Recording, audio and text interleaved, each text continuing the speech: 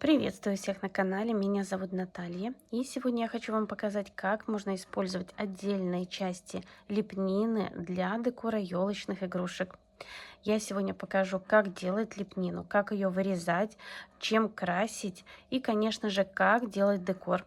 Как разделить шар на 6 ровных частей, урок у меня есть, ссылочку я оставлю. Если вам интересно, оставайтесь со мной и приступим. И сегодня у нас урок информативный. Я расскажу про молд и на примере вот этого молда покажу, что из него сделать можно, как работать. Также еще раз покажу, какую глину использую, какой краской я подкрашиваю лепнину и много другой полезной информации. Поэтому, если вам интересно, оставайтесь со мной и, возможно, что-то вам пригодится. В большинстве случаев этот молд используют целым. И вот что получается. Мы делаем лепнину, красим и украшаем игрушку. Сегодня я хочу вам показать еще один вариант. Вот, если игрушка разделена на 6 частей, то вот этот молд можно использовать не целым, а отдельные его части. Вот здесь я уже подготовила вырезанные части, они покрашены, и хочу вам показать вот как это смотрится на игрушке. Вот вы видите, просто шикарно, когда можно использовать отдельные детали. И сегодня я вам покажу, как сделать глину, как ее вырезать, как высушить, чем покрасить и как дальше использовать. Мы задекорируем с вами вот эту игрушку. Для лепки я использую глину Creal Do and Dry. Она голландского производства. Покупаю я ее в Швеции. И обычно беру глину, вот прямо так, кусок, и сразу ее заворачиваю. И желательно в пакет. И немного глину разминаю в руках.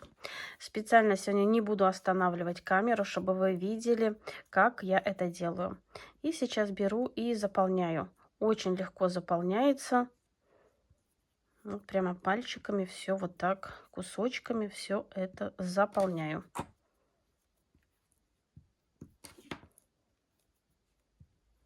Где-то больше, где-то меньше. Затем все лишнее буду убирать. Вот это делается очень быстро. Глина податливая. Еще раз пальцами вот так все забиваю. Если где-то я вижу, что-то мне не хватает, добавляю. И со всех сторон прочищаю молд. Чтобы у нас все было отчетливо, надо полностью вот так забить и все прижать. Затем беру немножко воды и вот так сверху его смачиваю. Беру карточку, это у меня старая банковская карточка, очень удобно с ней работать. И вот так, тут прямо видно, где чего не хватает. Вот вы видите, вот и прямо вот забиваю именно карточкой. Вот здесь у меня остается на карточке глина. И вот так все забиваю. Еще раз немножко водички. И теперь уже зачищаю полностью. Вот вы видите, как все чисто получается. Все вот эти места, они должны быть чистые. У нас глина будет отчетливо, все видно. И вот что получается. Также я сейчас заполню вот этот маленький молд. Мне сегодня нужны именно вот эти загогулинки.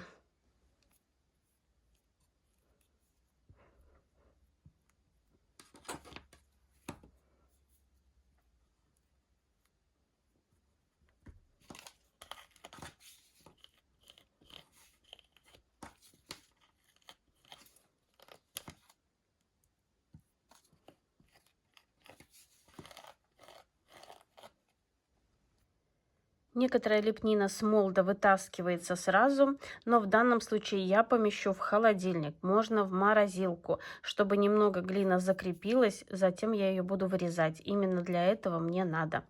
И чтобы она легко вытаскивалась. Вот у меня такой маленький холодильник, и здесь я лепнину оставляю, чтобы она немного застыла. Лепнина у меня немного закрепилась. И сейчас я переворачиваю и аккуратно вытаскиваю. Конечно, лучше подержать подольше, чтобы это все у нас хорошо вытаскивалось. Но мне вот хочется вам быстрее все показать. Поэтому сейчас буду стараться все вытащить.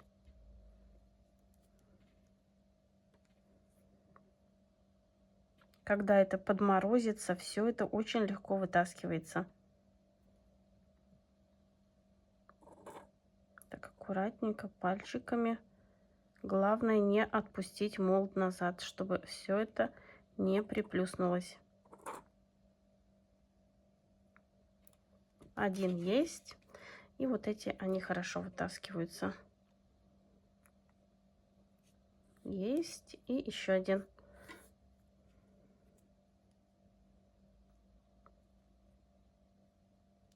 Если эту лепнину можно сразу укладывать сушиться, я сразу укладываю на поверхность. Вот это немножко я приплюснула ее, но ничего. На вот эту круглую поверхность. С этим молдом немного поработаем. Я беру шпатель или что-то и вот так вот аккуратненько отделяю части, которые мне нужны.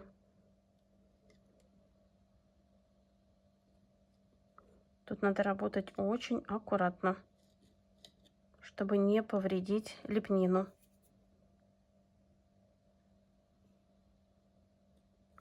Или ножик канцелярский. И теперь отдельные вот эти элементы я отправляю сушиться. Так, аккуратно. Вот эту глину оставшуюся можно повторно использовать. И так продолжаю подрезать все нужные мне элементы. Эти элементы у меня сушатся, и я заранее уже подготовила сухие. Вот у меня здесь видно место, где немножко подрезано. Я беру пилочку и вот так аккуратно все затачиваю, чтобы узор у меня был более мягкий. И вот здесь. Все лишнее убираем. И вот у меня получается чистая, красивая заготовка. И так подготавливаю все маленькие детали. Вот вы видите, все становится очень красиво. И продолжаю работу. Детали подготовлены, будем красить. Использовать я буду вот такую металлическую краску. Она у меня цвет шампань. Вот если вам видно, прокручу. Вот как она выглядит. И она очень красиво смотрится. Я просто беру краску. Кисточку всегда перед тем, как работать, смачиваю в воде. Тогда краска лучше ложится. И просто беру краску. И вот так кисточкой просто прокрашиваю. Ничего сложного. Прокрашиваем все вот эти боковинки, чтобы у нас лепнина не была, так как, скажем, с проплешиной. Это я выучила новое слово по-русски. И продолжаю работу. Стараемся все вот эти боковинки со всех сторон все прокрасить. И вот что в итоге у нас должно получиться. И продолжаю работу. И сейчас подклеим наши детали. Чтобы легче было ориентироваться, я сделала середину. У меня декор будет через одну, поэтому вот так смотрю именно на середину. Если вы просто будете приклеивать, вы можете ошибиться. Пальчиком намечаю, еще раз все сверяю и наношу каплю, чтобы приклеить страз. Клей сразу убираю.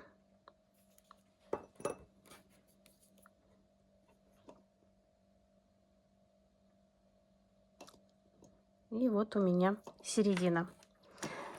Теперь беру две заготовки. Клей. Клей я использую уху. И наношу на заготовки. И, как всегда, сразу не клеим.